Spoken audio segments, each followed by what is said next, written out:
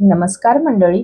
तर पुन्हा एकदा आपल्या नवीन एका व्हिडिओमध्ये आपलं खूप खूप स्वागत आहे. तर मंडळी, आज आपण शेवग्याच्या शेंगाची भाजी कशी बनवायची ते पाहणार आहोत. तर ही भाजी अतिशय सोपी आणि साध्या पद्धतीने मी तुमच्यासोबत शेअर केलेली आहे. तर व्हिडिओ कुठेही स्किप न करता शेवटपर्यंत नक्की पहा. आणि रेसिपी नेहमीप्रमाणे साधी आणि सोपी असणार आहे, त्यामुळे तुम्हाला नक्कीच आवडणार आहे. तर चला मंडळी, व्हिडिओला लगेच सुरुवात करूयात. तर इथे मी पाव किलो शेवग्याच्या शेंगा घेतलेल्या आहेत. तर आपल्याला याच्यावरचं आधी साल काढून घ्यायचं आहे. तर हे पहा, अशा पद्धतीने मी इथे या शेंगा कट करून घेत आहे. शक्यतो यावरचं जास्त असं साल काढायचं नाही, आपल्याला थोडंच काढायचं आहे, नाहीतर मग ह्या जास्त शिजल्यानंतर गाळ होतात. त्यामुळे अशा पद्धतीने याच्यावरचं हे आपल्याला थोडं थोडं साल काढून घ्यायचं आहे, जास्त काढू नका. तर हे पहा, इथे मी सर्व शेंगा अशा पद्धतीने कट करून घेतलेल्या आहेत. त्यानंतर याला चांगलं असं स्वच्छ धुवून घ्यायचं आहे. आणि आता इथे पाणी गरम करायला ठेवलेलं आहे आणि यामध्ये आपल्याला अर्धा चमचा हळद घालायची आहे आणि अर्धा चमचा तेल घालायचं आहे. पाण्याला छान अशी उकळी आली की यामध्ये आपल्याला शेंगा ऍड करायच्या आहेत. आता शेंगा आपल्याला या 80 ते 70% शिजवून घ्यायचे आहेत, जास्त पण गाळ नाही करायचे आहेत, जेणेकरून ह्या नंतर आपल्याला भाजीमध्ये सुद्धा शिजवायचे आहेत. त्याच्यामुळे याला जास्त असं गाळ नाही करायचे, आपल्याला एवढंच शिजवायचं आहे 70 ते 80%. आता या शेंगा शिजत आहेत तोपर्यंत आपण पुढची तयारी करूयात. तर इथे मी तवा गरम करायला ठेवलेला आहे. यामध्ये 2 मोठे कांदे मी असे उभे असे कट करून घेतलेले आहेत. तर आता आपल्याला याला भाजून घ्यायचं आहे तव्यावरती या कांद्याला. यामध्ये थोडंसं तेल घालायचं आहे. तर इथे मी थोडंसं तेल घातलेलं आहे. आता तेल घातल्यानंतर कांद्याला आपल्याला छान असं परतून घ्यायचं आहे. कमी गॅसवरती हा कांदा आपल्याला छान असा गोल्डन ब्राऊन होईपर्यंत परतून घ्यायचा आहे. तुम्हाला जर हवं असेल तर तुम्ही याला गॅसवरती सुद्धा भाजून घेऊ शकतात, तरी सुद्धा चालणार आहे. पण आपण याला तव्यावरती छान असं भाजून घ्यायचं आहे. जास्त पण याला लाल नाही करायचं. जास्त जर कांदा करपला गेला तर भाजी ही कडवट लागते, आणि जास्त जर तुम्ही याला कच्चा ठेवला तर भाजी ही थोडीशी गोड लागते.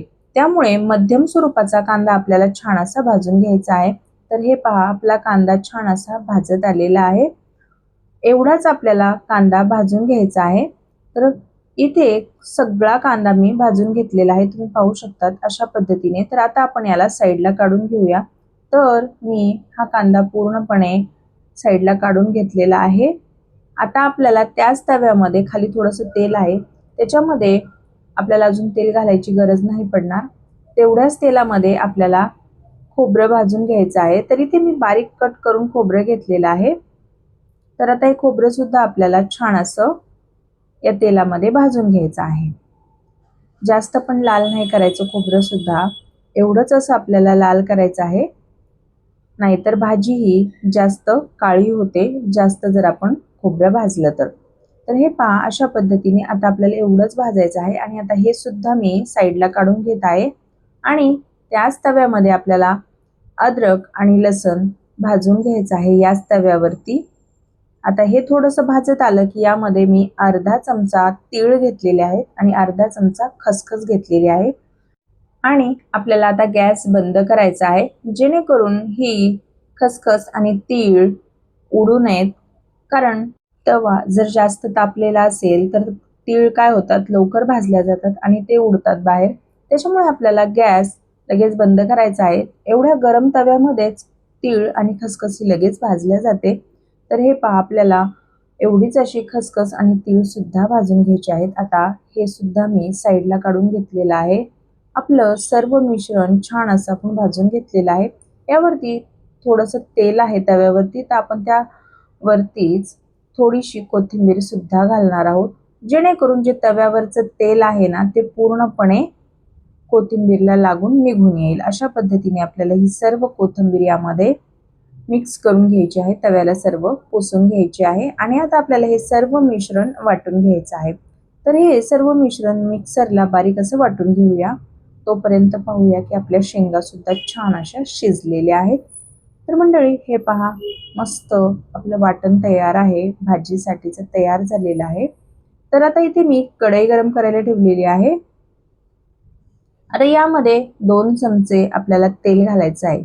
तेल छान असं गरम झालं की त्यामध्ये अर्धा चमचा जिरे घालायचे आहेत. आता जिरे छान फुलले की यामध्ये आपल्याला वाटलेला मसाला घालायचा आहे. तर इथे आता थोडा थोडा करून आपल्याला सर्व मसाला यामध्ये ॲड करायचा आहे. तर यामध्ये आपण हळद नाही घालणार आहोत, कारण आपण शेंगा शिजताना त्यामध्ये हळद घातलेली आहे. त्यामुळे आत्ताच आपल्याला यामध्ये हळद घालायची गरज नाहीये, कारण आपण शेंगामध्ये शिजताना घातलेली आहे. त्यामुळे जास्तही हळद होऊ नये त्याच्यासाठी आपण इथे हळद घातली नाहीये. तर आता हे मिश्रण आपल्याला छान असं परतून घ्यायचं आहे. आता मिश्रण परतत आलं आहे, तर इथे मी काही मसाले घातलेले आहेत. इथे मी अर्धा चमचा गरम मसाला घातला आहे, अर्धा चमचा लाल तिखट घातला आहे, अर्धा चमचा धनेपूड घातलेली आहे आणि घरातलाच जो कांदा लसूण मसाला असतो तो घातलेला आहे यामध्ये अर्धा चमचा. तर आता हे सर्व मसाला आपल्याला कमी गॅसवरती छान असं परतून घ्यायचं आहे. तर मंडळी, जेवढं तुम्ही या मसाल्याला छान असं परतवाल ना, तेवढी भाजीला चव आणि तरी दोन्ही पण छान येते. त्याच्यामुळे याला कमी गॅसवरती छान असं परतून घ्यायचं आहे. आता यामध्येच आपल्याला थोडीशी कोथिंबीर सुद्धा घालायची आहे. कोथिंबीर घातल्यानंतर याला परत 2 ते 3 मिनिटासाठी आपण चांगलं असं परतून घेणार आहोत.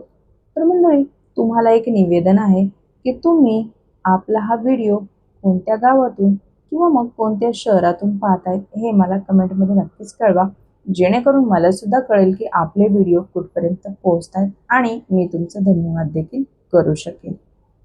तर मंडळी, हे पहा, छान आपला मसाला परतला गेला आहे आणि आपण त्यामध्ये शेंगा सुद्धा ॲड केलेल्या आहेत.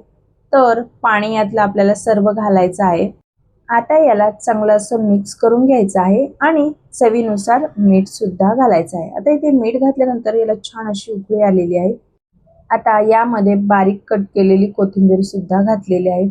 तर मंडळी, तुम्ही पाहू शकता किती मस्त आपली भाजी अगदी कमी वेळेमध्ये कमी साहित्यात अगदी झटपट आणि सोप्या पद्धतीने आज आपण शेवग्याच्या शेंगाची भाजी बनवलेली आहे.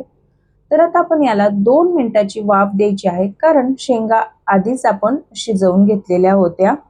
त्यामुळे याला जास्त असा वेळ लागत नाही आणि कमी गॅसवरती शिजवल्यामुळे याला रंग आणि तरी दोन्ही पण खूप छान येते. तुम्ही पाहू शकतात अगदी झटपट आणि सोप्या पद्धतीने आज आपली शेवग्याच्या शेंगाची भाजी झालेली आहे. तर मंडळी, तुम्हाला ही रेसिपी कशी वाटली ते मला कमेंटमध्ये नक्कीच कळवा. व्हिडिओ थोडा जरी आवडला असेल ना, तर व्हिडिओला एक लाईक नक्की करा आणि जर तुम्ही चॅनलवरती नवीन असाल आणि अजूनही चॅनलला सबस्क्राईब केले नसेल तर सबस्क्राईब करून घ्या, जेणेकरून येणाऱ्या प्रत्येक व्हिडिओचे नोटिफिकेशन तुम्हाला सर्वात आधी मिळेल. आणि तुम्ही आपला हा व्हिडिओ जर फेसबुक पेजवरून पाहत असाल आणि अजूनही पेजला फॉलो नसेल केले तर फॉलो करून घ्या. तर मंडळी, तुम्ही ही भाजी भाकरीसोबत, भातासोबत, चपातीसोबत, पराठ्यासोबत कशासोबत जरी खाल्ली ना, तरी सुद्धा ही चवीला अप्रतिम अशी लागते. तर तुम्ही सुद्धा ही रेसिपी एकदा नक्की ट्राय करा. तर मंडळी, व्हिडिओ हा शेवटपर्यंत पाहिल्याबद्दल तुमचे अगदी मनापासून खूप खूप धन्यवाद.